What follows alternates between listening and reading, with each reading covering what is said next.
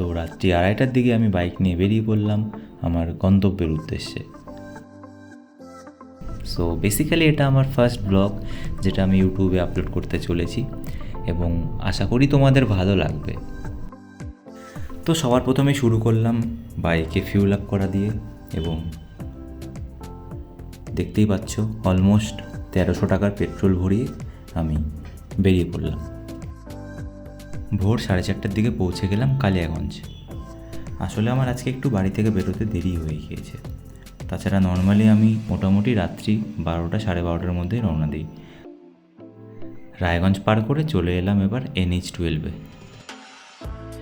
এইবার মোটামুটি একটা ভালো স্পিড মেনটেন করতে পারবো এবং তাড়াতাড়ি শিলিগুড়ি পৌঁছে যাব আশা করি।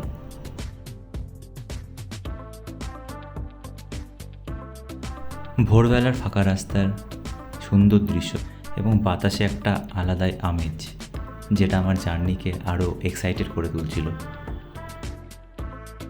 রাস্তা ফাঁকা থাকার দরুন almost triple digit speed maintain করা পসিবল হচ্ছিল।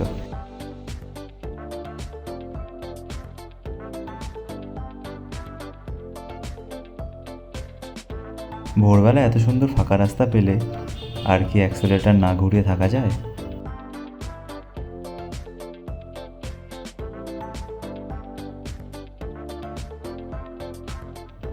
দেখতে দেখতে ইসলামপুর ক্রস করে ফেললাম এবং শিলিগুড়ির আরও কাছে চলে আসলাম।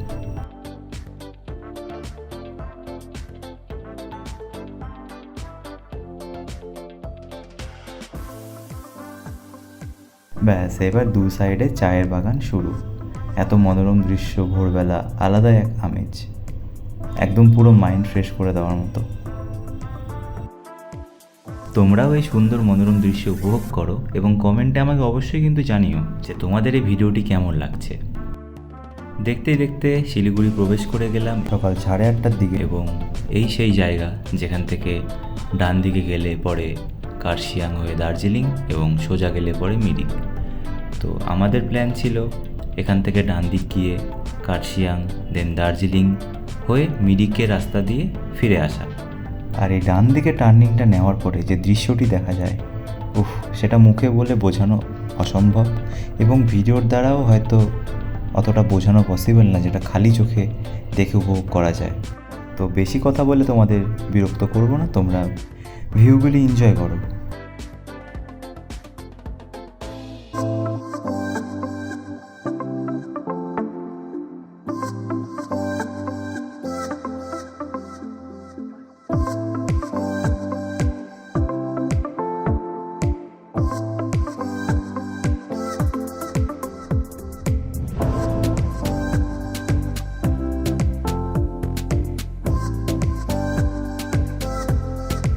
যত সামনে এগোচ্ছিলাম তত মনের ভিতর এক্সাইটমেন্ট বেড়েই চলেছিল আর পাহাড়গুলিকে কাছে আসতে দেখে এক অদ্ভুত রকমের খুশি হচ্ছিল। আর হবে নাই বা কেন, আমি পাহাড় প্রেমিক বলে কথা।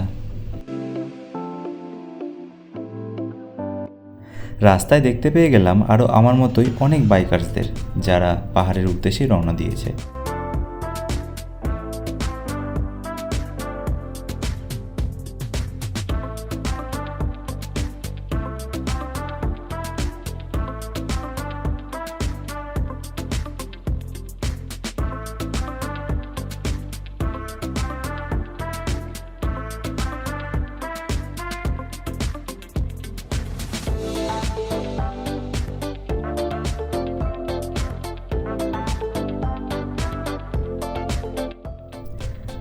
দেখতে দেখতে চলে আসলাম রোহিণী টোল প্লাজাতে এবং এখান থেকে অলমোস্ট 13 কিলোমিটার কার্শিয়াং।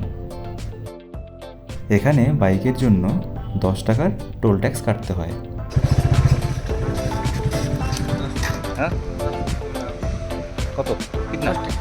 কিন্তু সাথে 10 টাকা খুচরো না হওয়ার জন্য দাদাকে জিজ্ঞেস করলাম যে ফোনপে বা গুগল পে অপশান আছে নাকি। তো সেই মতো দাদা তার গুগল পের কিউআর নিয়ে চলে আসলো এবং অনলাইনে এখান থেকে পেমেন্ট করে বেরিয়ে পড়লাম।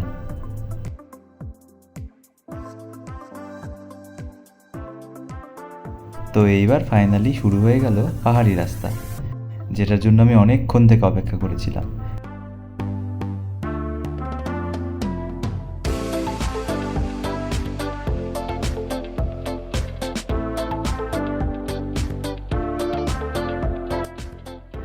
শুধুমাত্র গুগল ম্যাপসের ভরসা করে পাহাড়ে গেলে রাস্তা ভুল হওয়ার সম্ভাবনা অনেকটাই থাকে, কারণ এর আগে অনেকবারই ভুল হয়েছে আমার। তো সেই কারণে লোকাল মানুষের কাছ থেকে জিজ্ঞেস করে নিয়ে কনফার্ম হয়ে নিলাম।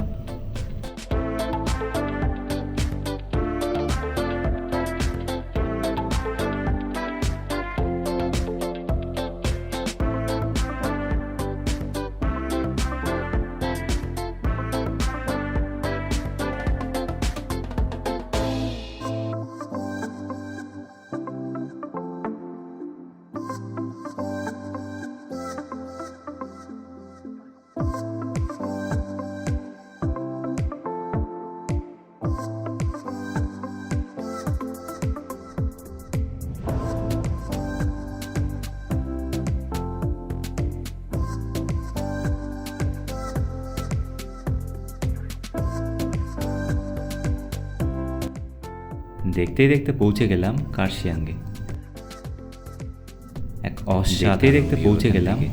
আর ওয়েদারটাও খুব ভালো ছিল জন্য এত সুন্দর ভিউ আমরা দেখতে পেয়েছিলাম সেদিন।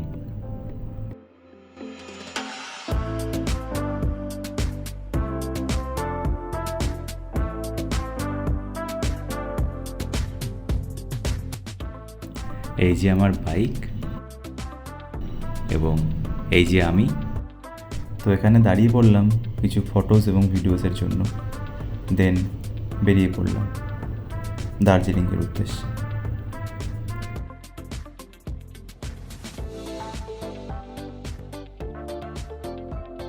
তোমরা এই সুন্দর দৃশ্যগুলি এনজয় করো।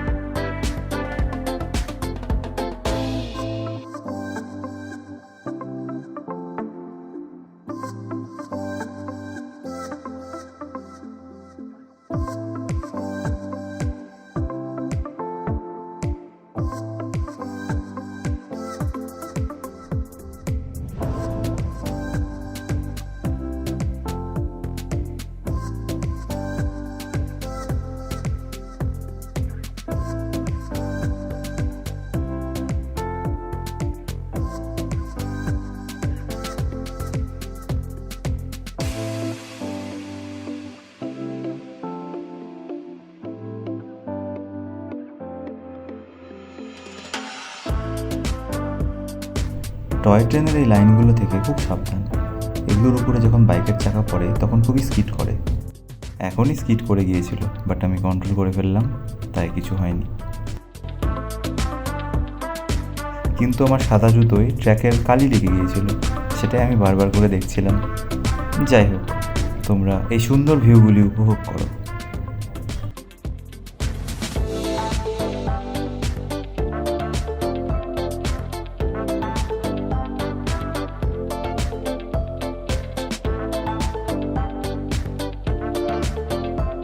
কার্শিয়াং ছাড়িয়ে এবার যতই উপরে যাচ্ছিলাম ততই ঠান্ডা বাড়ছিল।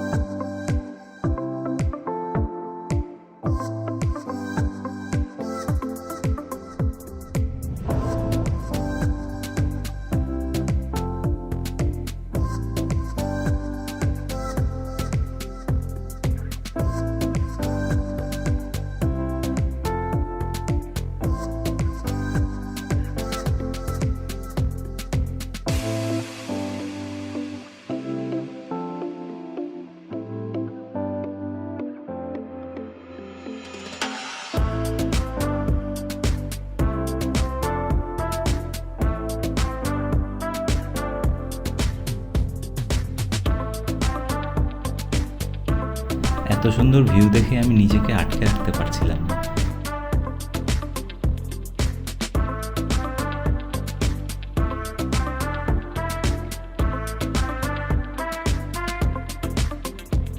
এতক্ষণ ধরে শুধুমাত্র টয় ট্রেনের লাইন দেখার পরে ফাইনালি আমরা টয় ট্রেনের দেখা পেয়ে গেলাম। পৌঁছে গেলাম বাতাসিয়া লুপ এবং এখানে লাঞ্চ করার জন্য মোমো আমরা নিয়ে নিলাম। দার্জিলিংয়ে এসে মোমো না খেলে হয়। এরপরে 50 টাকা দিয়ে টিকিট কেটে আমরা ঢুকে পড়লাম বাতাসিয়া লুপে। এখানে ওয়েদার বেশ ঠান্ডা ছিল এবং মেঘ করে এসেছিল। তোমাদের জন্য কিছু টাইম ল্যাপস।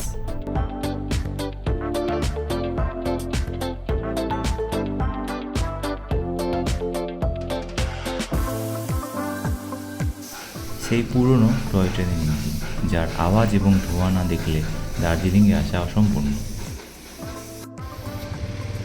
বৃষ্টির পরে দার্জিলিংয়ে হঠাৎ করে প্রচণ্ড বৃষ্টি শুরু হয়, আমাদের প্ল্যানটি ক্যান্সেল করতে হলো। আমরা ভেবেছিলাম যে মিরিকের রাস্তা হয়ে শিলিগুড়ি ব্যাক করব, বাট বৃষ্টির জন্য সেটা পসিবল হলো না, কারণ এখানেই আমাদের অলমোস্ট বিকেল 4:30 বেজে গিয়েছিল। তাই আমরা যেই রাস্তা দিয়ে আসলাম কার্শিয়াং হয়ে, সেই রাস্তা দিয়ে ব্যাক করার সিদ্ধান্ত নিলাম, কারণ আমরা সেদিন পাহাড়ে স্টে করতাম না, আমাদের শিলিগুড়ি ব্যাক করতেই হতো। কিন্তু এই বৃষ্টি ভেজা রাস্তাতেও আমরা অদ্ভুত সুন্দর দৃশ্য দেখতে পেলাম। আশা করি তোমাদেরও ভালো লাগবে।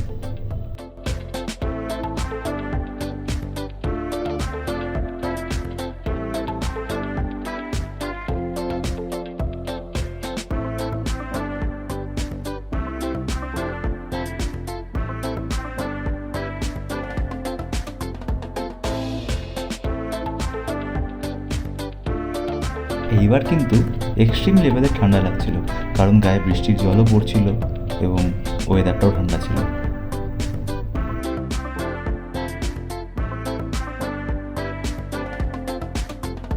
সো গাইজ, ভিডিওটি এখানে আমাকে এন্ড করতে হচ্ছে, কারণ এরপরে আমি আর ভিডিও করতে পারিনি। বৃষ্টির কারণে আমাকে ফোন পকেটে রাখতে হয়েছিল। তো আমরা অলমোস্ট 6:30 পৌনে 7টার দিকে শিলিগুড়ি পৌঁছে যাই।